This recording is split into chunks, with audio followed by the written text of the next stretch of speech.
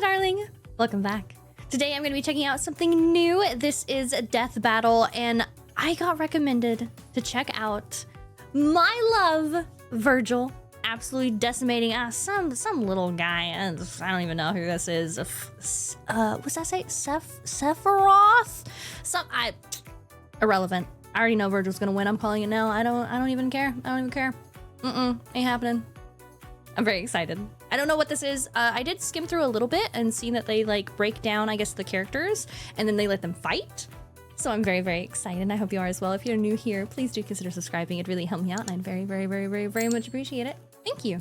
Make sure you check out our merch and use code MON. Thank you. Are you ready? Let's go.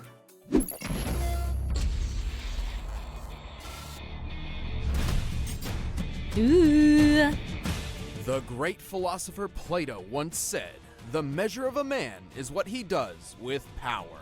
But to these guys, power is the measure of a man. Sephiroth, the fearsome one-winged angel of Final Fantasy. Boo! Vergil, the half-demon son of Sparta from Devil May Cry. He's Wiz and I'm Boomstick. And it's our job to analyze their weapons, armor, and skills to find out who would win a death battle. I might have a Through favorite. the millennia, legends were passed of a source of unlimited energy, the Promised Land. Unfortunately, all hope of finding this sacred ground had been lost, until the Shinra Electric Power Company excavated the remains of a being believed to hail from the very land they sought. They called this weird, Whoa. naked purple lady Genova and thought that if they could bring her back to life, she could help them find the Promised Land. But apparently, they just didn't have any Phoenix Downs. If they couldn't resurrect a being who could lead them to the Promised Land, Shinra decided they would simply create their own. After many experiments infusing Genova's cells with those of a human's, they finally found their savior. His name was Sephiroth. Meh. With hair like that, it's no wonder he was created in a lab. Look at how majestic that mane is. According to Final Fantasy lore, Sephiroth Oh, okay. I know they're gonna talk about it, but I'm gonna read over. 6'1", short. God, jeez. It's a baby. Okay, 27. He's a soldier. Okay, this is ambidextrous. This is. Okay. All right. Sure. has to use an entire bottle Sure. of shampoo and conditioner every single time he bathes. Why do you know that? Did you join his fan club or something? For research. But Shinra wasn't interested in Sephiroth for his hair. Instead, he was an essential part of their Ooh. soldier program. Wait. This electric company has their own private military? I'd hate to miss a payment with those guys, especially if they sent Seph after me. I mean, look at the ridiculously long sword he keeps with him.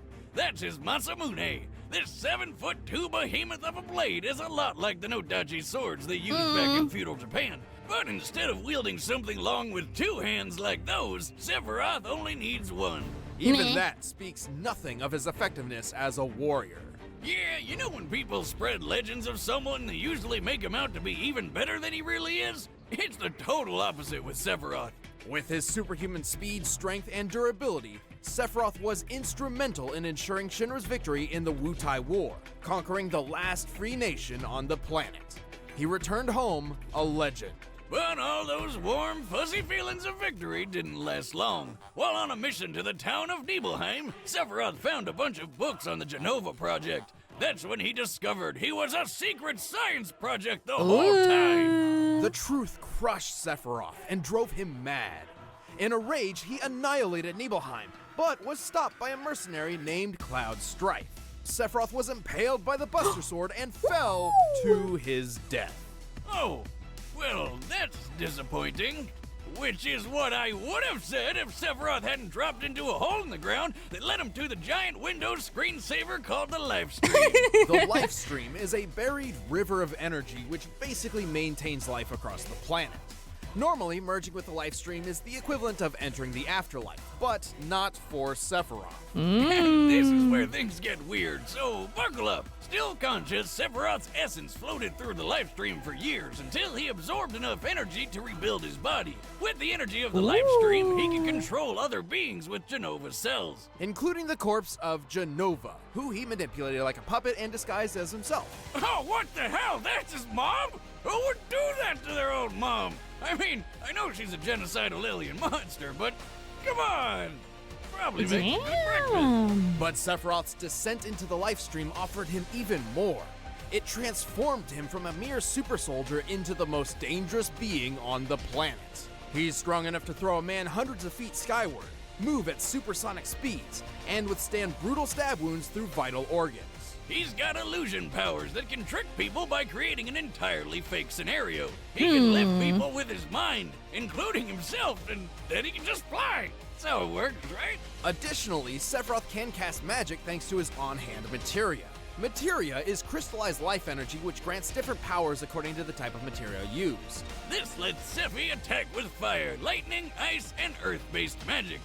There's a lot of main character syndrome going on here, man. He can block attacks with barrier and reflect, and heal himself with cure and regen. And ever since jumping into the life stream, he's had unlimited access to his magical powers. With his new godlike abilities, Sephiroth began a plan to stop mankind from drying up the planet's life force. That doesn't sound so scary. Does that mean he's an environmentalist, or...? Does that mean he's But gonna to kill do everyone? This, he decided to use black materia to summon a giant meteor to destroy the planet and absorb all of its life energy for himself.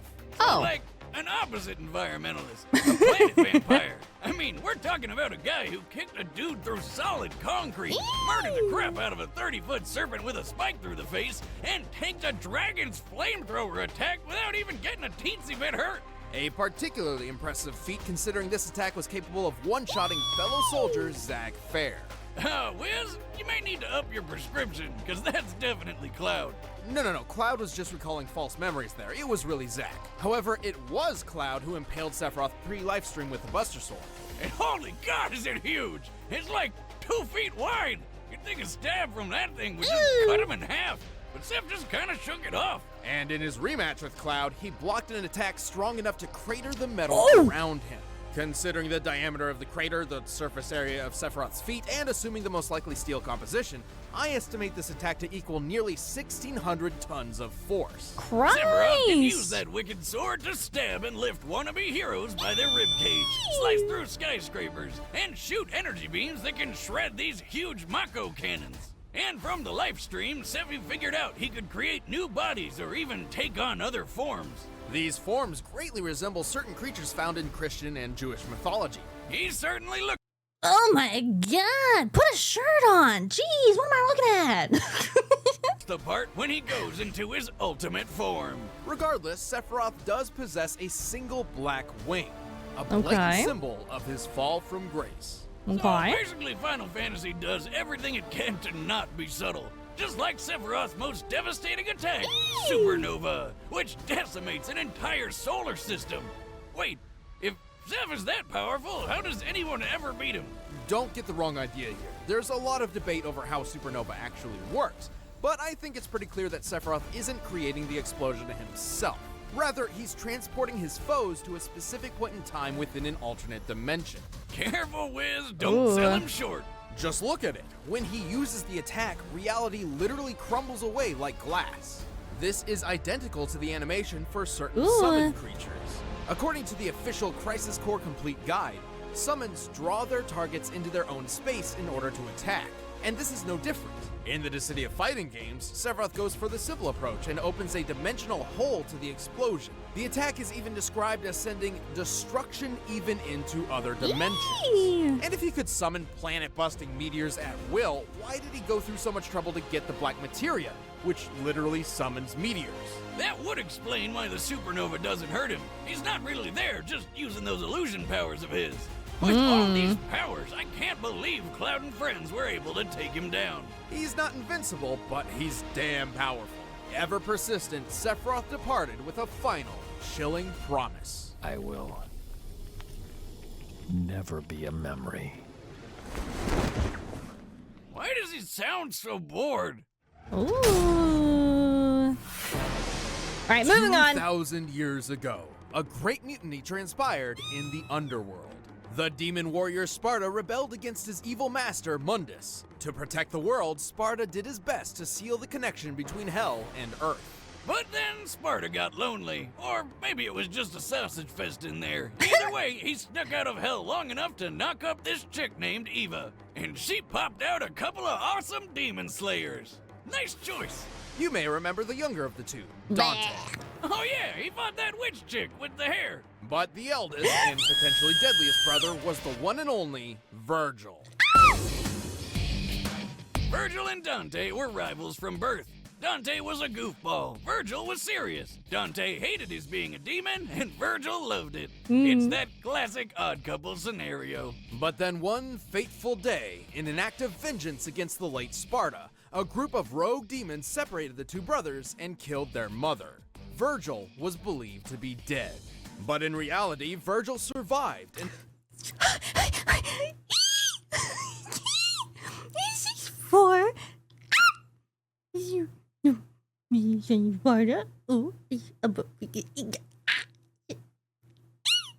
Sorry. set out on his own path to seek his father's immense power for I mean, it's pretty himself. cool, I guess. It's And pretty he's cool. 100% equipped to be a butt-kicking demon slayer just like his pops. As a half-demon, Vergil can jump several times his own height, move at supersonic speeds, and heal himself quickly, kind of like that Wolverine guy. He Ow. can tough out getting stabbed through the lungs, intestines, the heart, body parts I'm pretty sure most people need. Not if my experiment has anything to say about it. You say something, Wiz? I said not if Vergil's abilities have anything to say about it. Well, sadly, for any human demon who gets in his way, Vergil also happens to carry some extra deadly weapons on hand, including a spiffy katana called Tomato. Yamato. It's said that this sword can cut through anything, even dimensions, and probably tomatoes. Actually, Yamato is the exact thing Sparta used to seal hell from Earth in the first place. Vergil's sword-fighting prowess draws from his Dark Slayer fighting style, which emphasizes teleportation, lightning-quick movements, and even quicker slashes straight from the sheath. This technique is directly influenced by Iai Jutsu, the real-life Japanese art of the quick draw. And thanks to Vergil's demonic powers, he can attack so fast the blade seems invisible. Yeah, the only thing better than fighting with one sword is fighting with 8. With Vergil's ghostly summoned swords, he can turn himself into a living Beyblade, fire Nice. them like a machine gun, or make it rain. Blades may be Vergil's bread and butter, but if he needs to focus on brute strength, he switches to Beowulf. He can charge up blink of an eye punches and kicks that hit like a cement truck made of lead and KO some of the toughest demons in just a few hits. And hey, looks like he digs Street Fighter. There's one more trick up Vergil's sleeve. Thanks to his demon blood, he can access a form known as Devil Trigger. And this mode amplifies everything. His strength, speed, and healing all get a huge boost, making him several times deadlier than before. Plus, he just looks badass. In his quest to become as powerful as his father, Vergil's abilities skyrocketed. He's taken down dozens of demons in the blink of an eye, and escaped an illusion from the sorcerer Arkham, which makes normal people go crazy. But if anything's gonna show off what a son of Sparta can really do, it's pitting him against his bro. Sure, Vergil can easily avoid Dante's bullets, but why dodge them when you can spin your sword, line them all up, and fire them back? Like a boss. In the same battle, they briefly created a 12-foot diameter open space in a heavy rainstorm with nothing but their sword swings. On average, storms can fill a cubic foot space with as many as 30 raindrops. So, Vergil and Dante must have destroyed 108,000 raindrops in less than a second. If Vergil can swing his sword that fast, I bet he'd make a killing mowing lawns, or chopping meat in the deli, or giving haircuts, or doing that thing where he chops bad guys to pieces so fast they don't even realize they're dead yet. Like when he fought Beowulf. The monster, not the weapon. And then he punched him so hard, he flew 55 feet up and hit the ceiling. When comparing Beowulf's size to Vergil, he appears to be as large as an elephant.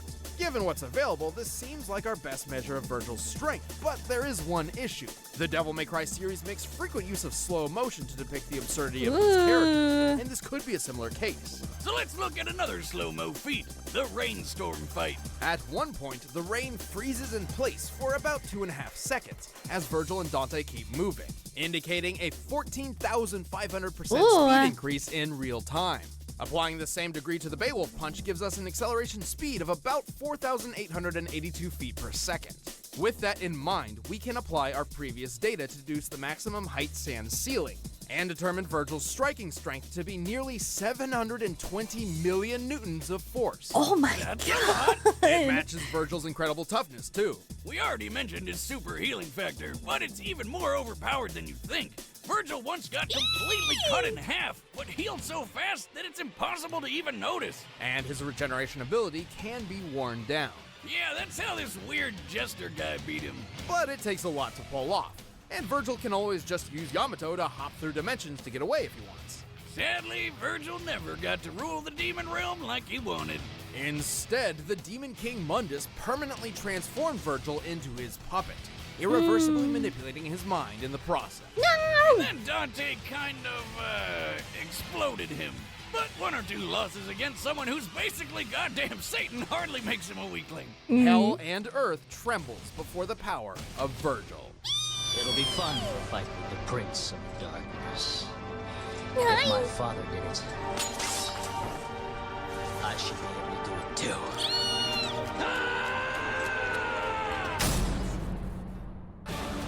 All right, the combatants are set. Let's end this debate once and for all. But before we get to the bloody slicing and dicing, pick up some Blue Apron and slice and dice in your kitchen. Blue Apron's goal is to make incredible home cooking accessible to anyone. And it can, because it's the #1 fresh ingredient and recipe delivery service in the country. With their easy-to-follow instructions, I whip me up a delicious meal in no time. Blue Apron delivers fresh, pre-portioned ingredients and step-by-step recipes right to your door Oh. that can be cooked in under 45 minutes. The menu changes every week based on what's in season and is designed by Blue Apron's in-house culinary team. You choose I've never the seen plan this that works before. best for you, whether you're making a meal for 2 people or your family of 4. There's tons of new recipes to choose from each week. And if you want more than one, go for it. Depending on your plan, you can pick 2 to 4 meals from Blue Apron's delicious recipes Oh my every God. week. Then there's my favorite, the wine plan, where you get 6 bottles of wine from renowned winemakers delivered monthly. I'm in. I'm in. I'm in. You didn't have me in the first half. You brought it home. I'm in. Where do I sign? Let me at it. Blue Apron is treating Death Battle viewers to their first 3 meals with your first order if you visit blueapron.com/battle. That's a $30 value. I've got dibs on the roasted chicken and maple butter with mashed sweet potato and collard greens. Blue Apron sends only non-GMO ingredients and meat with no added hormones. So check out this week's menu and get your $30 off with free shipping at blueapron.com/battle. Blue Apron, a better way to cook. But right now, it's time for a death battle! Let's go. Hi. You are powerful. I can see it. Who are you? Your despair. Ooh. Ooh. Oh, he's so cool.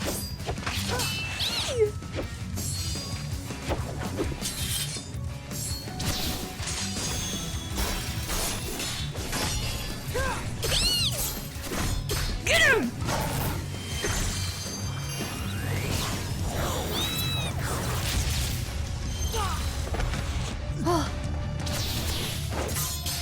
Ooh.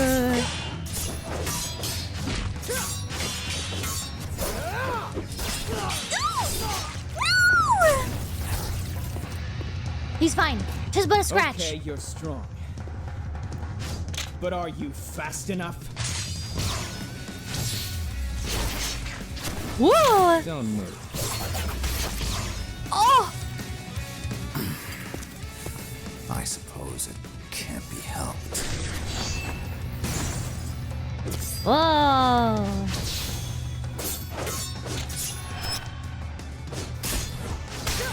Woo. They're fake. Stop wasting my time. Woo.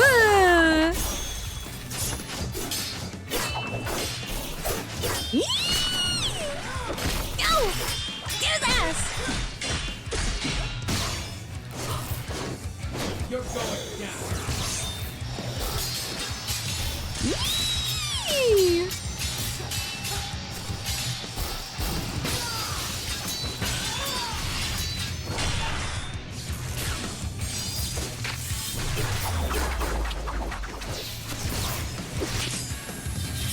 Woo!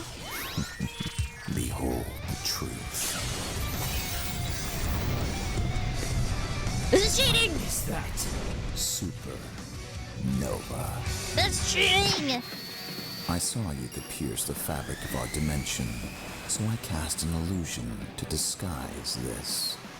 Witness oblivion. That's cheating! No! I'm free. No! Pumpkin! So you are. No! You suck! You Extra cheater! crispy. These two were extremely powerful swordsmen, but You Sephiroth's cheater! cunning and stronger abilities led to his victory. Wait a minute, I thought the lore said Vergil's sword could cut through anything. Why didn't it cut through Sephiroth's sword? Yamato was a unique weapon, but its legend clearly exaggerated. On multiple occasions, it's clashed with Dante's blade and even a common rocket launcher without cutting through either, and sometimes requires an exuberant amount of force to cut through tougher material. But let's discuss the real facts. Like strength. So Vergil with Beowulf could do 720 million newtons, right? But there aren't a lot of good Sephi strength feats to compare. First, let's compare Sephiroth to a fellow first-class member of the soldier fighting force, who had also been experimented on with Genova cells, Zack Fair. Remember him? He's the not cloud guy who fought that dragon. At his peak, Zack could cut through a large metal door with one swing, seemingly with most of his strength. Given the size and width of the door, this feat's sheer strength comes out to 980 million newtons. And Seph was way stronger than Zack. In fact, if we look at their strength stats when they fought that dragon, Sephiroth was 3.5 Whoa! times stronger than Zack. Putting Those Sephiroth's are big strength numbies. output at over 3 billion newtons. That's almost as much force as 30 Hiroshima bombs. Strength isn't everything, though. Vergil was technically faster than Sephi, but Sephiroth has handled people of similar speeds before. Plus, Sephiroth could survive plenty of hits because his healing power is broken. The capabilities of Vergil's healing factor was nearly unprecedented, but it had its limits. In contrast, Sephiroth's healing abilities were only limited by his pool of magic, which was unlimited. Well, he also had to take some time to cast each healing spell, but that's why he distracted Vergil with his illusions. We know Vergil was susceptible to illusionary and mental attacks, as it's happened to him multiple times and even led to his in-canon demise. And Sephiroth's illusions could hide his ultimate technique. Yeah, Vergil's healing was pretty awesome, but it was never gonna hold up under an exploding sun to the face. Vergil put up a good fight, but he couldn't match Sephiroth's superior strength, magic, and techniques. Looks like this devil's cried for the last time. The winner is Sephiroth. Boo! Boo! Chat, I play Boobs and Van, I play Wiz. If you want to get the fight music for this episode of Death Battle, just click the link in the description and you can pick it up on iTunes. You can get music from Thor vs. Wonder Woman, Naruto vs. Ichigo, a bunch of death battles. And if you want exclusive commentary on this episode, then click that box right over there in the corner. Thank you so much for joining us for Death Battle Season 4. We're excited to show you some awesome episodes next year in Season 5. Yay! All right. This was blatant cheating. Clearly, okay? I, as a totally impartial, non-biased watch person observing, can clearly tell they cheated. Damn Blit. I'll still always pick Vergil. I don't care. He's got my heart, okay? Whatever his name was, Stephanie did pretty okay, I guess. You know, good job, Stephanie. Clappy for Stephanie. Good job. You got pretty hair, okay? I really, really enjoyed this. It's nice to see the breakdown and talk about the characters and then the actual fight. It seems like they put a lot into it, which is a lot better than just, oh, I think so-and-so would win, so this is why they're gonna win. I really liked it. Please let me know if there's any other battles that you want me to see, if you guys like this kind of thing. I rather enjoyed it. I liked it. I hope you did too. Make sure that you check out the original video. It's gonna be linked down below. If you like my video, make sure you like and subscribe so I can see you in the next one. Thank you. Bye.